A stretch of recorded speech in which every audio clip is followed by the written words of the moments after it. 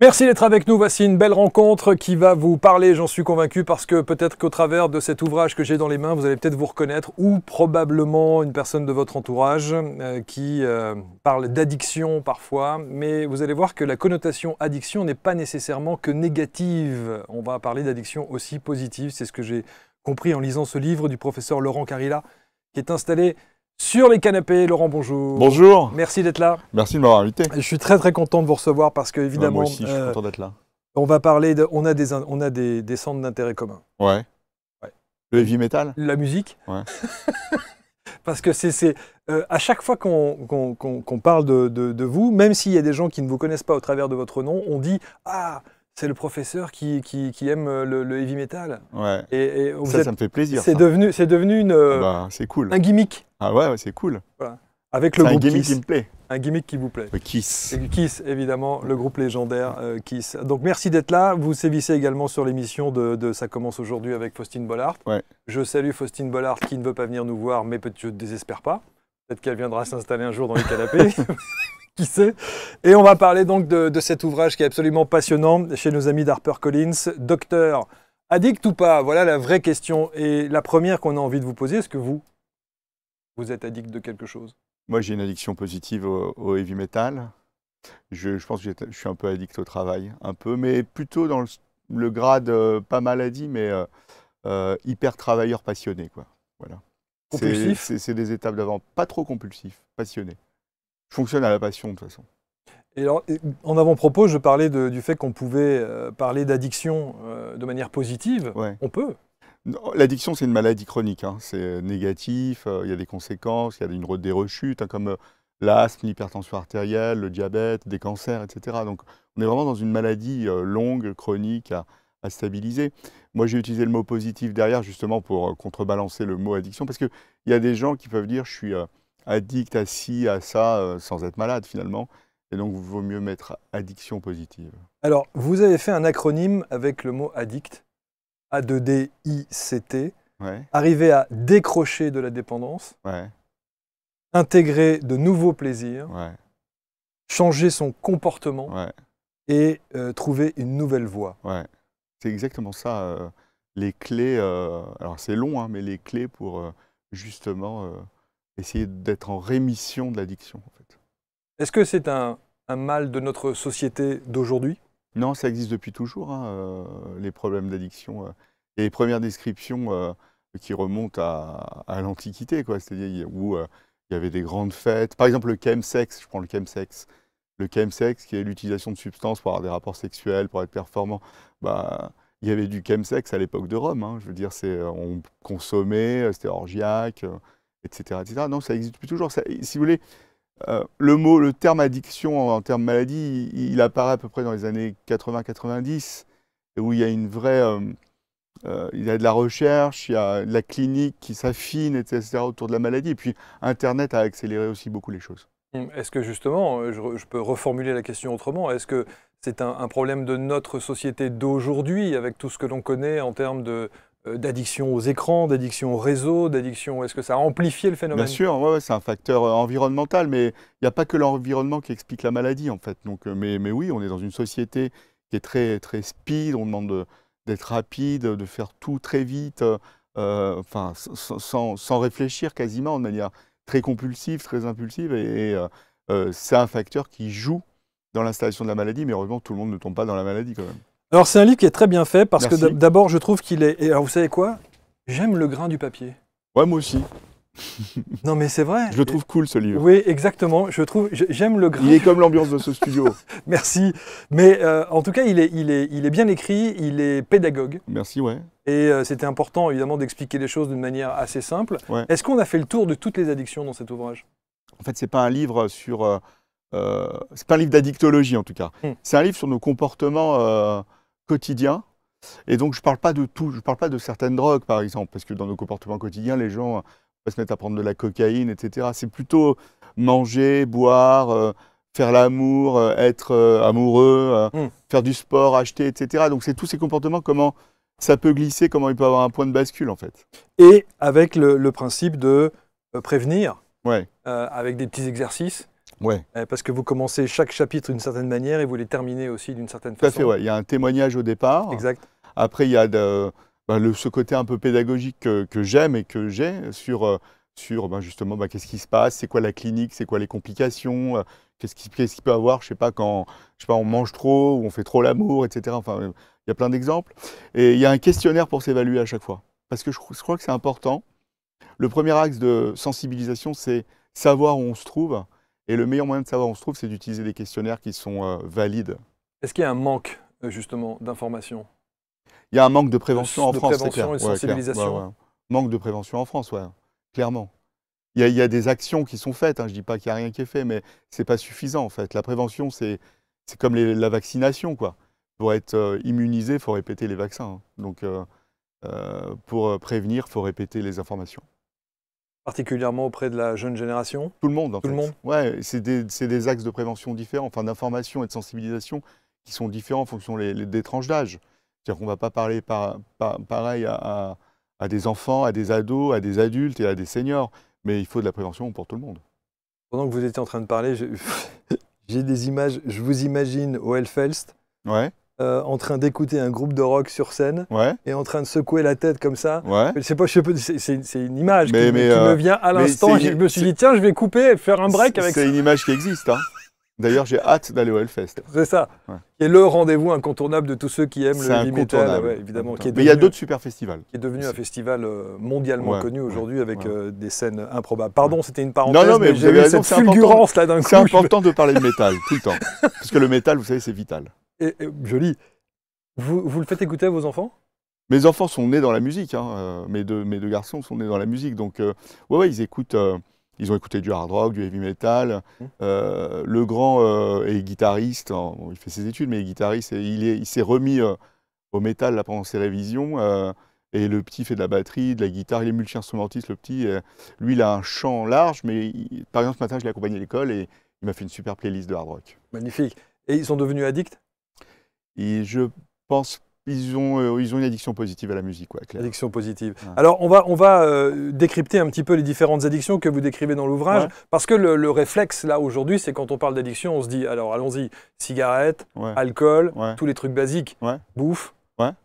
Et puis, je suis sûr, si on fait un micro-trottoir, c'est les trois principaux qui Ouais, il y reviennent. aurait le smartphone aussi, je pense. Oui, le smartphone, Ouais. évidemment, Bon, ça veut et rien avec dire, les l'addiction écrans. Les smartphone. écrans. Ouais.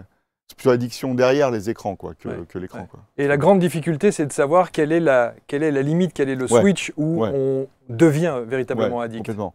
Le switch, j'ai fait un moyen mnémotechnique assez simple qui s'appelle 5C12. Donc c'est 5C pendant 12 mois, il faut avoir 5 fois la lettre C pendant un an. Ouais. Donc premier C, c'est la perte de contrôle de son comportement. Le deuxième C, c'est un usage compulsif, on ne peut pas s'empêcher de le faire. Le troisième C, c'est le mot anglais craving, qui veut dire l'envie irrésistible de consommer. Quatrième C, c'est un usage continu, chronique, régulier finalement. Et le dernier C, c'est on continue malgré les conséquences sur notre santé, sur notre vie. Donc quand vous avez ces 5 C, pendant un an, vous êtes dans l'addiction. Et pourquoi un an? Avec les recherches cliniques, on s'est aperçu que la maladie s'installait au bout d'une année. Donc il faut ce laps de temps? Tout à fait, pour dire qu'on est malade. Pour dire qu'on est malade. Ouais. Une fois qu'on fait le constat, Ouais. d'abord il faut l'admettre. Il faut l'admettre, c'est souvent dur, il y a des gens qui sont dans le déni total, mais il y a l'entourage qui est présent. Il faut s'accrocher. Pour quelqu'un qui est dans le déni, il faut parler, essayer de voir des spécialistes, son médecin généraliste d'abord, et voir comment on peut amener à aider à soigner, quoi. Alors, vous êtes psychiatre spécialiste en addictologie. Qui sont les gens qui viennent vous voir la plupart du temps? Tout le monde. Toute génération confondue? Ouais, toute génération confondue. Moi, à l'hôpital, je suis 100% à l'hôpital public, hein. Donc, à l'hôpital, ça commence normalement à 15 ans, 3/4, et jusqu'à... Il n'y a pas de limite. Mais nous, on a une structure dans l'hôpital qui reçoit les jeunes adultes entre 15 et 23 ans. Donc, moi, je vois plutôt des patients et des patientes à partir de 18, 19 ans, quoi. Jusqu'à 70 ans, quoi. 70 ans, on a encore des addictions? Ah ouais, il y a des gens qui, à la retraite, développent des addictions, hein. Et alors, quand on a fait toute cette carrière comme la vôtre, Elle n'est pas finie, hein. Bien évidemment, Je ne prendrai jamais ma retraite de toute façon. j'imagine. Et en tant que professeur, quelle est l'addiction qui vous a le plus surprise? Moi, c'est plus surprise. Le truc improbable où vous n'imaginiez pas qu'on puisse être accro, addict à ça. Ah, c'est la première fois que j'ai vu une tanorexie, en fait. Alors c'est C'est de l'addiction au bronzage. C'est le truc un peu... C'est rare, mais ça existe. Ça m'a dit, ça, ouais, tiens, il y a quand même des trucs dans le c'est-à-dire que comportement. les gens se crament. Ouais, c'était une femme qui se cramait. Ouais, elle se cramait. Elle avait des lésions cancéreuses, elle continuait à se cramer. Donc on l'a soignée. Bon, il n'y a pas que ça hein, dans l'addiction. L'addiction, c'est jamais isolé. Hein. Il y a d'autres troubles en dessous. Et on a soigné les problèmes psychologiques associés, quoi. Alors comment ce travail s'opère quand on décide de... D'abord, quand quelqu'un franchit la porte de votre cabinet, inévitablement, c'est qu'il a conscience qu'il y a un problème. Ouais, ou il vient se faire évaluer. Ou il vient se faire évaluer, Ouais. absolument. Ou il est poussé par quelqu'un. Oui. Ouais. Et ben moi, déjà, dès qu'il rentre dans mon bureau, je leur dis, vous en avez au moins pour 1 an de suivi. Dès le départ. Donc 1 an de suivi. Et on ne soigne pas une addiction seule. S'il y a quelqu'un qui me dit, moi, je peux soigner tout seul un malade addict, je lui dis, bravo. On travaille en équipe. Donc on a des infirmières spécialisées en addictologie, des psychologues, on fait participer le médecin traitant, le pharmacien. Vous voyez, tout est bien quadrillé dans le programme de soins. On fait un bilan de santé physique et puis après il y a le côté addiction et le côté psychologique qu'il faut traiter, tout en même temps. Et il y en a pour 1 an. Il y en a pour 1 an. À 1 an, on a un pronostic de la maladie et après on continue le suivi, bien évidemment, on les abandonne pas. Mais en fonction, eh ben, on espace les choses, quoi. Est-ce qu'une addiction est toujours synonyme d'un problème psychologique? C'est pas synonyme, c'est associé. On parle de comorbidité, c'est-à-dire c'est des maladies associées. En gros, quand on a une addiction, dans 50% des cas, on va avoir un trouble psychologique ou psychiatrique associé. Et ça qui peut venir de notre enfance, qui peut venir de Oui, notre c'est les éducation? racines. J'utilise cette métaphore de l'arbre toujours, où vous avez des branches de l'arbre, ça représente des substances et des comportements. Là, on va exprimer l'addiction. Et vous avez toutes les racines, où il y a plein de choses. Ça peut être des traumas, ça peut être de l'abus, ça peut être des problèmes dépressifs, des problèmes anxieux, des problèmes familiaux, vous voyez, la génétique, tous ces éléments-là. Alors, sur cette chaîne et dans cette émission en particulier, on parle souvent du transgénérationnel. Est-ce que vous, le médecin, le professeur que vous êtes, vous évoquez ça, le transgénérationnel, le fait d'être impacté comme ça parfois par nos aïeux? C'est plutôt... oui, il y a une partie en tout cas ça joue, c'est dans les facteurs, on va dire, génétiques entre guillemets, mais ça explique pas tout en fait, ça explique 40 à 70% de l'histoire, et c'est évoqué surtout en psychothérapie de fond, ça, bien sûr. Parce que dans le livre, vous parlez aussi beaucoup de méthodes comme la PNL, comme la méditation, comme toutes ces... Ouais, la cohérence cardiaque. La cohérence cardiaque, tous ces sujets également qu'on aborde régulièrement mais c'est hyper important. sur la chaîne, et c'est complémentaire à votre C'est la approche. partie non médicamenteuse du traitement des addictions. Ça joue un rôle capital. La cohérence cardiaque, ça aide à se relaxer déjà, à être... ça peut jouer, ça n'a jamais été vraiment évalué, mais ça peut jouer aussi sur des envies de consommer, etc. Enfin, la tension anxieuse de l'envie de consommer, on peut faire un peu de cohérence cardiaque, même si on peut être débordé. Donc ça joue. Et la méditation, je suis à fond 100%. Vous en faites? Ouais. En écoutant Kiss, non? En écoutant du métal. J'imagine très bien le tableau. Et justement, quand vous parlez de ces cohérences cardiaques, méditation et autres, ça c'est en termes de prévention? Non, ou est-ce qu'on peut le faire de traitement? De traitement? Ouais, de traitement, ouais. Ouais, de traitement. C'est des adjuvants non médicamenteux, en fait. Parce que, pareil, dans le traitement, il y a la partie médicamenteuse, mais il y a la partie non médicamenteuse, et elle est plus importante dans les addictions, la partie non médicamenteuse. On n'est pas obligé d'en arriver à du chimique.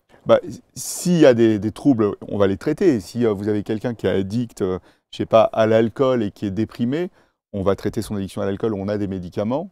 On va traiter sa dépression, on a des médicaments, mais la partie non médicamenteuse joue un rôle important aussi. Quelles sont alors justement les addictions qui reviennent le plus souvent dans votre cabinet? Parce qu'on parlait, alors je vois, on parle de cigarettes, vous parlez de nourriture, vous parlez de boissons, quand on sait que l'alcool, c'est 41 000 décès par an en France, 30 000 hommes, 11 000 femmes. D'ailleurs, le rapport addiction homme-femme? Le ratio est plus élevé chez l'homme. C'est plus élevé chez l'homme. Chez les femmes, c'est souvent des formes secondaires, même s'il existe des formes primaires d'addiction, mais souvent des formes secondaires à des troubles de l'humeur, à des troubles anxieux, etc. Souvent. En tout cas, pour l'alcool, c'est c'est un assez beau modèle pour ça. Et alors donc, chez les addictions qui reviennent le plus souvent? Moi, c'est un peu biaisé parce que j'ai des surspécialités, quoi. Donc, si on prend en règle générale, c'est l'alcool qui est le premier motif de consultation. Mais maintenant, il y a quand même la cocaïne qui est très présente. Il y a, bon, le tabac est toujours très présent, bien évidemment.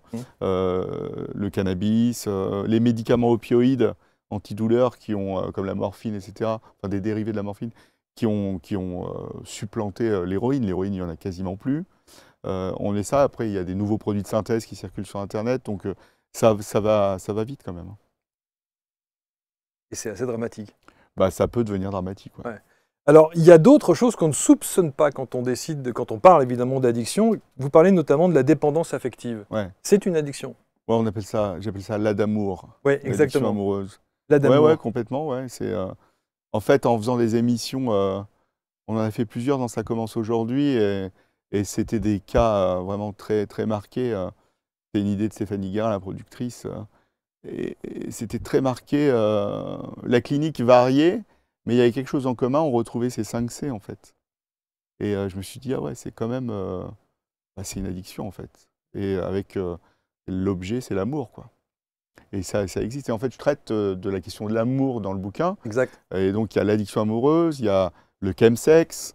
Il y a Alors, aussi... le chemsex, c'est... Le chemsex, c'est utiliser des drogues pour être performant Exact. sexuellement. Et il y a des désordres après qui surviennent. Et j'ai traité l'érotomanie aussi, qui est une maladie psychiatrique où on a la conviction délirante d'être aimé, quoi.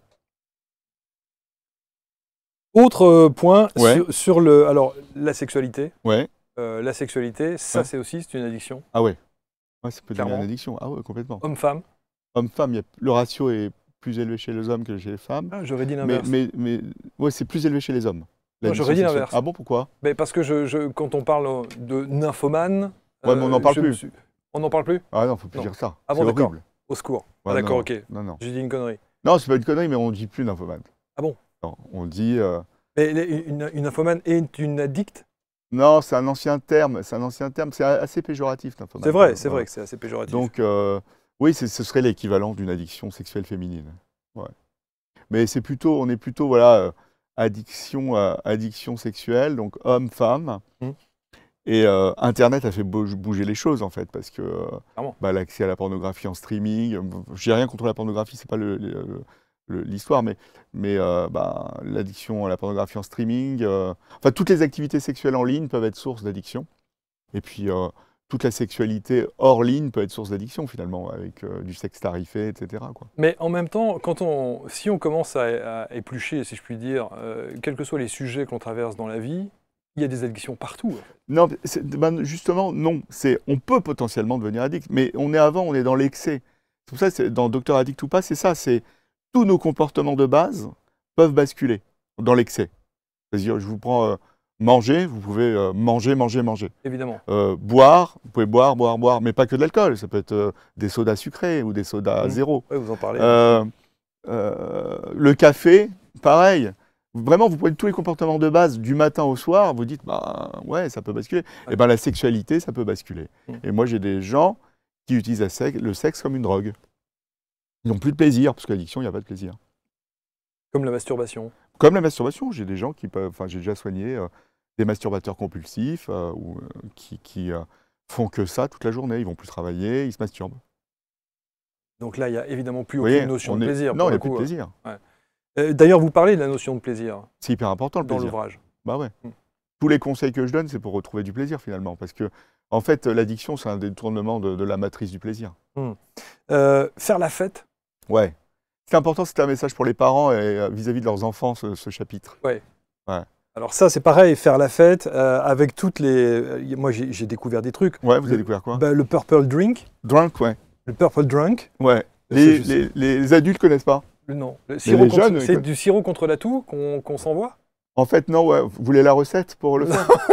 Non, c'est de la limonade. Vous mettez un sirop antitussif un peu opioïde et des médicaments pour pas se gratter, parce que les opioïdes, ça gratte quand on en prend beaucoup. Et en fait, ils boivent la limonade toute la journée. Donc, vous voyez pas, vous avez dans la rue des jeunes avec des grandes bouteilles de limonade, ils boivent. Vous dites, bon, ils boivent, quoi. Ben, en fait, ils se défoncent. Comme s'ils se défonçaient à l'héroïne. Et ça fait le même effet que Ouais, que l'héroïne? ouais, c'est un effet opioïde, ouais. Ouais, c'est un effet comme la morphine, c'est un effet comme l'héro, c'est un effet. Avant, il y avait de la codéine, ils mettaient de la codéine dedans, mais maintenant, il faut des ordonnances pour la codéine, donc c'est plus compliqué. Mon Dieu. Qu'est-ce qu'il y avait? Alors, le gaz hilarant, bon, ça, Ouais, mais c'est évidemment, un drame, ça. C'est un vrai ouais, drame, hein. ouais. C'est un vrai, vrai drame. Ce matin, j'ai parlé avec une interne qui va faire un travail de thèse sur cette question-là. Il y a des épisodes délirants psychiatriques sous protoxyde d'azote, quand même, sous gaz hilarant. Donc, on n'est pas dans un truc complètement anodin, quoi. Genre, je prends ça et je rigole, quoi. Ouais, c'est ça.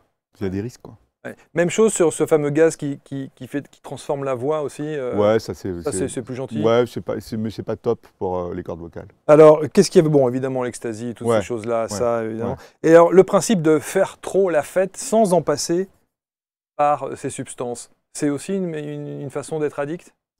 Non, on peut faire la fête, se faire plaisir, on peut répéter la fête. Mais à mon avis, quand on se dope pour faire la fête, c'est là où on doit se dire il y a un problème, je crois. Et de toute façon, faire la fête tout le temps, je pense pas que ce soit cool. C'est sympa de faire la fête Oui, de temps en temps, mais bien, oui. sans consommer. Sans Ou consommer. en consommant très peu. Alors, là où on pourrait parler peut-être aussi d'addiction plus positive, le sport. Certains pourraient considérer Bah, que... vous avez raison, parce que dans les années 70, quand ils ont décrit, quand ça a été décrit, cette addiction au sport, à l'exercice physique, c'était décrit dans la littérature à l'époque, l'addiction la plus clean. Alors on se dit ça. Mais en fait, vous avez des gens qui détournent l'exercice physique et ça devient une drogue. Et ils souffrent. C'est-à-dire qu'ils se font des micro-fractures, je sais pas, au pied, Ouais. ils continuent à courir dessus. Quand ils sont immobilisés par la grippe, alors le Covid, ça a été un boom de trucs, quoi, de demandes de consultes, parce qu'il y en a qui faisaient que ça, en fait. Et en fait, ils sculptent leur corps, ça s'appelle la bigorexie.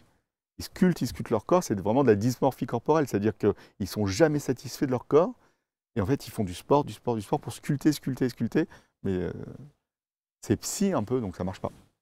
C'est ça qui est assez incroyable, c'est qu'effectivement, il faut trouver le bon dosage, en fait, Ouais, mais dans l'absolu. Hein. c'est ça qu'il y a dans Docteur Addict ou pas. Exactement. Où est votre curseur, en fait? Autre point, les Ouais. jeux. Alors ça, Les jeux d'argent? alors les jeux d'argent, Ouais, évidemment, catastrophe. ça c'est catastrophique. Ouais. Là, vous avez vu le dernier rapport là, de l'Agence nationale, c'est le poker en ligne, ça monte, et catastrophe. Internet et les smartphones sont les médiateurs, Mm. et puis les paris sportifs en ligne chez les jeunes, quoi. Mm. Il y a 72% des 18-35 ans qui font des paris sportifs. Alors, ils ne sont pas addicts, hein, mais 72% quand même. C'est-à-dire qu'ils recherchent un effet. Et s'il y en a un qui est vulnérable là-dedans, il bascule dans l'addiction. Hein. Et c'est pour ça que maintenant il y a les numéros spéciaux, mais enfin je suis pas sûr que visiblement ça. Non, mais c'est important ces aide. messages. C'est important ces messages, mais c'est pas suffisant. Mm. Et alors j'ai vu l'autre jour que notamment une célèbre enseigne de jeux qui permet de faire des loteries et de gagner des gros lots, lorsque vous avez l'application sur votre téléphone portable, vous incite régulièrement à aller miser. Alors, ces plateformes font tout pour que vous jouiez. Hein. Pour qu'on consomme. Ouais, ouais. Ouais. Il y a même certaines plateformes qui offrent une mise de départ. Hein, donc, et puis pour les plus jeunes, c'est là où c'est problématique. Hein. Donc c'est bien un problème générationnel aussi. Ça oui, mais avant vous aviez des gens qui jouaient, enfin il y en a toujours, hein, Ouais, les qui allaient- PMU. bah ouais, PMU, course hippique, et ils jouaient aux cartes en salle. Hein. Mm. Alors quand vous parliez du bronzage, le terme c'était Anorexie. anorexie, il y a la chirurgie esthétique aussi. Ouais, aussi, ouais. Chirurgie esthétique où là on voit des drames absolus de transformation physique. J'ai un podcast qui s'appelle Addiction avec Exact. un cas, et on a dans la dernière saison, la saison 3, on a eu des entretiens avec des jeunes femmes qui ont fait de la chirurgie esthétique où c'était la catastrophe, quoi.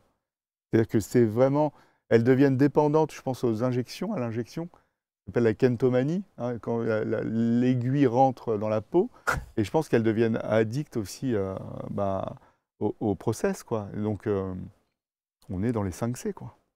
Et alors à partir de ce moment-là, est-ce qu'il n'y a pas une responsabilité de ceux qui permettent ça? Oui, mais il y en a, les médecins qui font ça, à un moment, ils peuvent dire stop. Hein. Mais vous avez vu qu'il y a plein de subterfuges pour aller se faire de la chirurgie esthétique n'importe où. Et d'ailleurs, il y en a une que j'ai vue en consulte, ou je ne sais plus si c'était dans le podcast, ou accident dramatique, parce qu'elle trouvait plus. Son chirurgien lui avait dit stop. Elle avait trouvé d'autres moyens d'y aller, quoi.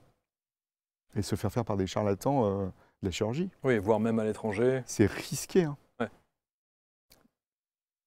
Les conséquences De- des addictions?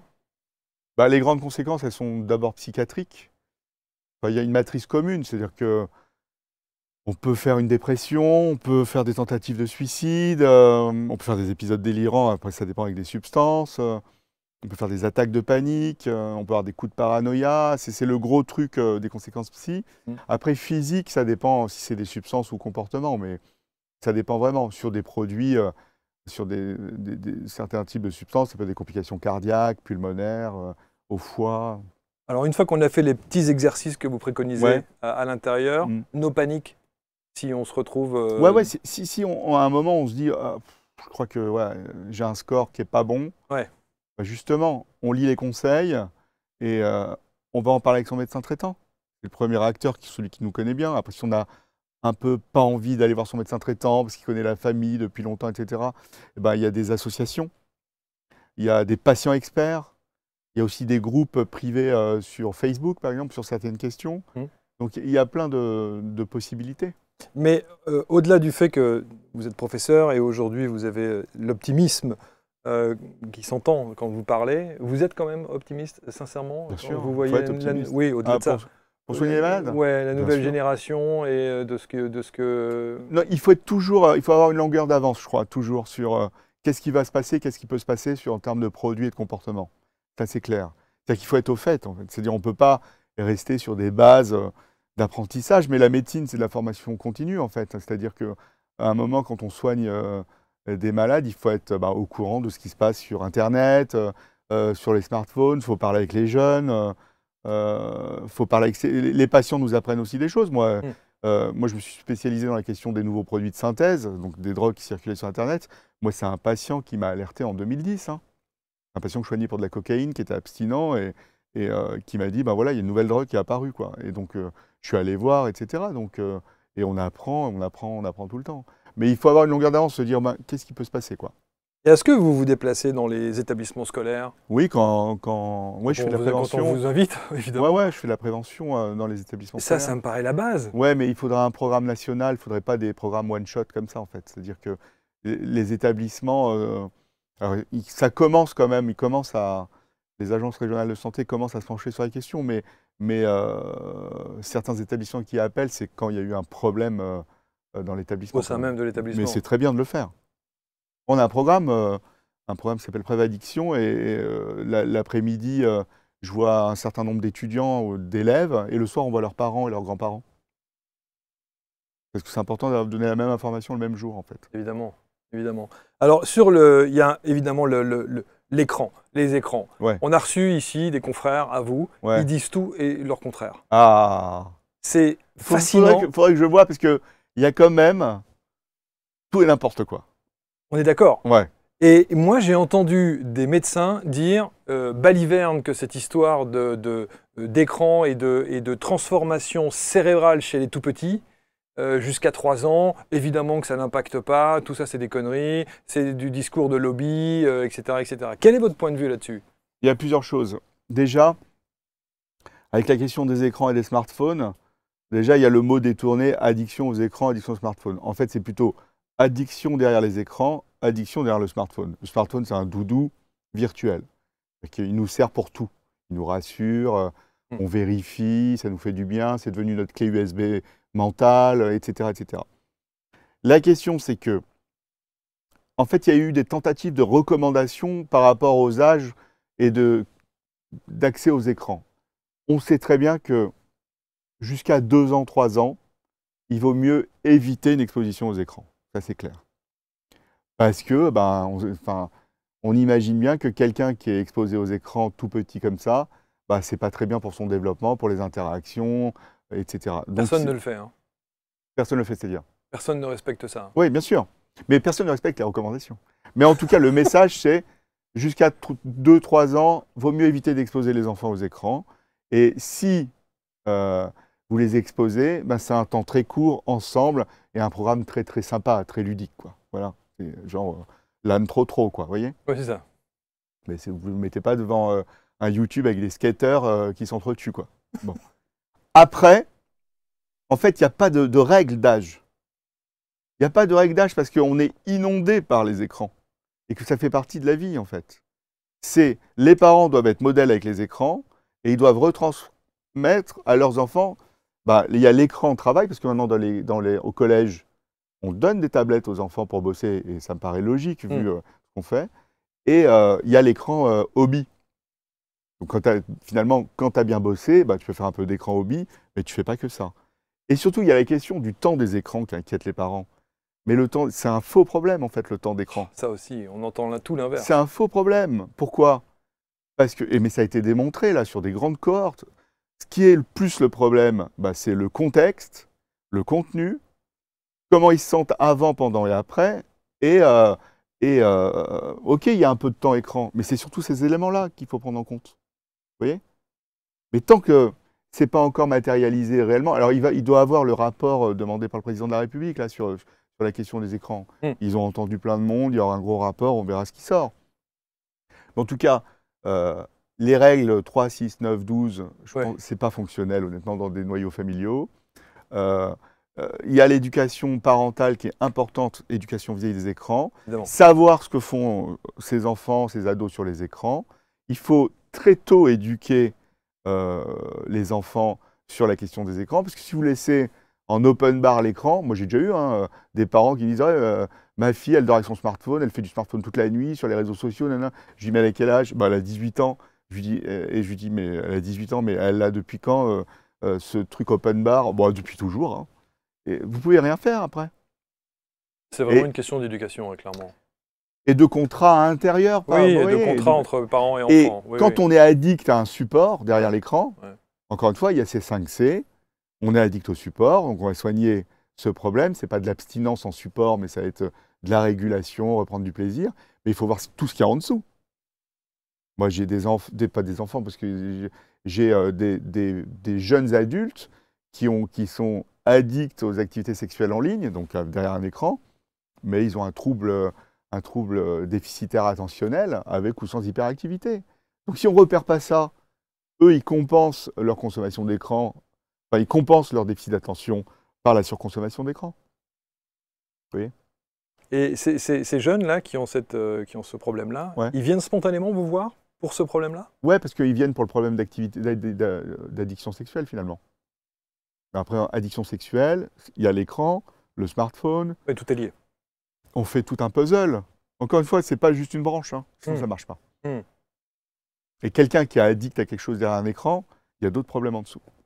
Et plus c'est jeune, plus il faut aller chercher ça. En tout cas, c'est un livre qui est passionnant parce que, très honnêtement, je trouve que, encore une fois, il est adapté à tout le monde, aussi bien les parents que les plus jeunes. Ouais, tout le monde. Et tout le monde peut se retrouver, on n'est pas obligé de le lire intégralement, mais on peut lire évidemment le chapitre qui nous intéresse. Ouais, tout à fait. Et c'est ça qui est plutôt bien fait. On peut même faire de la lecture familiale le dimanche. Oui. Je recommande. Que vous avez testé? Non, moi, ils m'ont dit, papa, arrête. Ouais. Ils ont tellement l'habitude en fait de vous entendre, de vous voir. C'est vrai que bon, je les ai un peu éduqués sur ça, c'est vrai. Ouais, ils sont un peu au courant. Ouais. Qu'est-ce qu'on pourrait rajouter effectivement sur cette thématique des addictions et la manière dont vous abordez le sujet? En tout cas, ça permet, ce livre, vous le dites, déjouer les addictions et conserver le plaisir. Et c'est vraiment cette notion fondamentale du plaisir qui revient. C'est ça qui est important. Ouais. C'est que tous nos comportements peuvent basculer. Et si quelqu'un vous dit que dans l'excès, il a du plaisir? Il ne viendra pas me le dire, en fait. Il ne viendra pas me voir. Puisqu'il aura du plaisir, il n'y aura aucun problème pour lui. Alors qu'il est dans l'addiction. Alors s'il est dans l'excès, il n'est pas dans l'addiction. L'addiction, c'est un excès. Ouais, mais l'addiction, c'est les conséquences d'un excès. Mais il y a plein de problèmes. Si je le vois, il a des consommations excessives, c'est par exemple, vous faites la fête tous les week-ends. Vous n'avez pas de problème. Enfin, pour vous, vous n'avez pas de problème. Vous vous levez le matin, vous avez la gueule de bois, etc. Hop, vous allez rebosser, etc. Mais à un moment, c'est quand il y a un début de déplaisir et des dommages. Ouais. Quand vous revenez d'une fête, vous êtes ivre, vous avez trop mangé, vous vomissez, et vous faites un petit accident sans conséquence avec votre voiture. Là, on est dans le début de dommages. Après, moi, je les vois à l'étape d'après, en fait. Mais ce livre, justement, aide à voir où est le curseur. Ça va, excès, Ah, peut-être addiction. Hmm. C'est ça. C'est pas un livre direct sur l'addiction. Et d'ailleurs, cette phrase du bouquin, Docteur addict ou pas, Ouais. c'est une phrase que j'entends en consulte. Ouais, c'est ça. Vous dites Docteur, est-ce que je suis addict ou pas? c'est la première phrase qui revient Ouais, régulièrement. ouais, quand ils viennent. Ouais. Et vous ne pouvez pas répondre instantanément, évidemment. Je les évalue et je leur dis rien, excès, attention, on régule, addict, on va faire un programme. Et ce programme-là marche à chaque fois? Il n'y a pas de 100% en médecine. Évidemment. Mais il y a des rechutes? Oui, il y a 40 à 60% de rechutes dans les addictions. Ce qui est beaucoup. Hein. Ouais, mais pour, par exemple, l'hypertension artérielle, c'est 50 à 70%. Ouais, dans la maladie, on est dans une maladie chronique. Et, mais justement, plus on adhère au programme de soins, plus on prend ce programme pour nous, mieux c'est. C'est passionnant.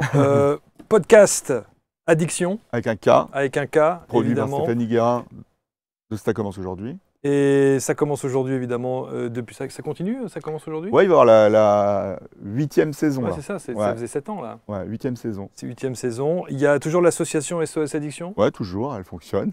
Ouais, ouais. Avec Bon. William Lovenstein, mon mentor. Bon. Et la musique, toujours. La musique Forever. Ouais. Magnifique, exactement. C'est pour ça que j'ai... super t-shirt. Hein. J'ai mis, hein. Ouais, merci. Hein. Volontairement, j'ai mis. Je me suis dit, merci. tiens, c'est un petit clin d'œil pour c'est Laurent, cool. hein, parce que voilà. Lisez, en tout cas, cet ouvrage, partagez, discutez. Et je trouve que c'est une bonne manière aussi d'en discuter en famille, avec les enfants. C'est pour ça que je vous disais lecture familiale le dimanche, parce que je pense qu'il y a des thématiques où même on peut faire les questionnaires ensemble. Quoi. Ouais, c'est ça. Et le fameux « Et qu'est-ce que t'en penses ?» Ouais, c'est ça. Ouais. Merci beaucoup, professeur. Comment on vous appelle? À l'hôpital? Professeur, docteur. Professeur, on m'appelle souvent. Ouais. Ouais. Ça le fait. C'est cool, ouais. On peut m'appeler Laurent. Merci, professeur.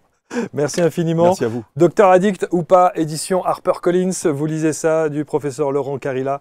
Et puis vous regardez les émissions, vous écoutez bien entendu l'ensemble des podcasts, évidemment. Le prochain, c'est? Il y a la 4e saison là qu'on va tourner. On a eu plus d'1 million de téléchargements sur les... Magnifique. Ouais, c'est vraiment cool.